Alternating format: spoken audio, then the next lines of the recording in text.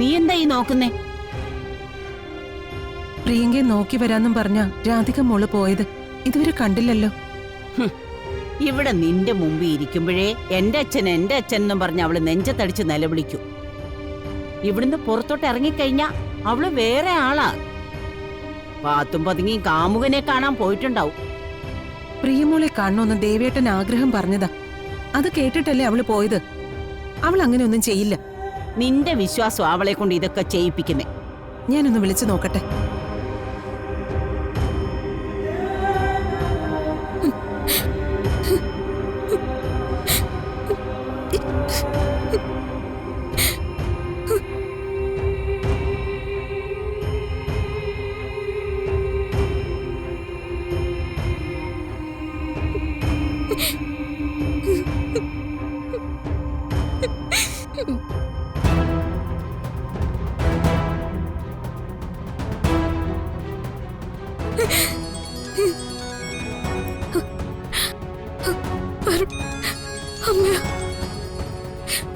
അമ്മയോട് ഞാനിത് എങ്ങനെ പറയും?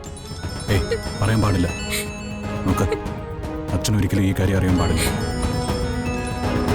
അച്ഛൻ്റെ ഇപ്പോഴത്തെ അവസ്ഥയിൽ ഇങ്ങനൊരു കാര്യം പറഞ്ഞ പിന്നെ എന്നെ വിളിച്ചിട്ട് കിട്ടിയില്ലെങ്കിൽ അമ്മ തെരഞ്ഞിറങ്ങും.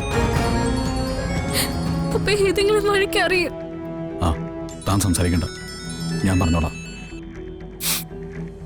ഹലോ അമ്മേ. മോനെ, രാധിക മോൾ അടുത്തുണ്ടല്ലേ? അതെ അമ്മേ.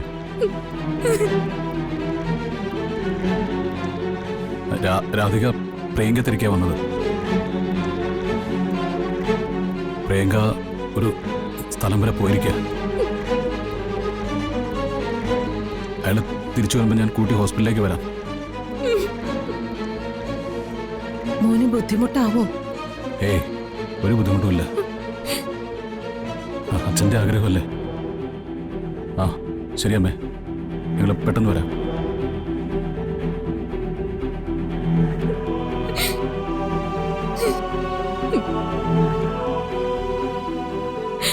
അമ്മയുടെ ശബ്ദം കേട്ടിരുന്നെങ്കിൽ ചിലപ്പോ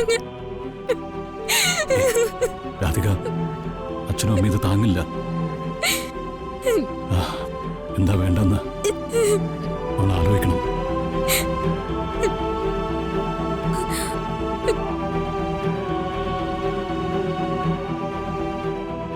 നീ എന്താ ഈ പറയുന്നേ? പ്രിയങ്കയും കുട്ടി വരാമെന്ന് വരുൺ പറഞ്ഞോ? അതെ അമ്മേ, വരുൺ എന്നോട് ഉറപ്പ് പറഞ്ഞു. എന്തായാലും പ്രിയെ കൊണ്ടുവരുമെന്ന്. ഞാൻ ദേവേട്ടനോടൊന്ന് പറയട്ടെ.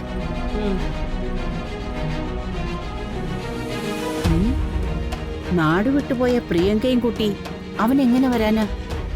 ഇനി അവൻ പ്രിയങ്ക വിളിച്ചോ? അതൊന്നും അറിയണമല്ലോ.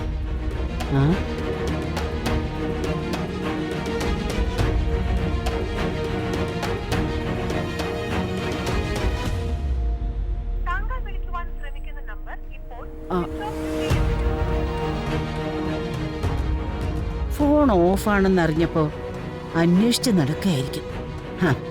നടക്കട്ടെ, എന്റെ മോള് എത്തേണ്ട സ്ഥലത്ത് എത്തിക്കാണും.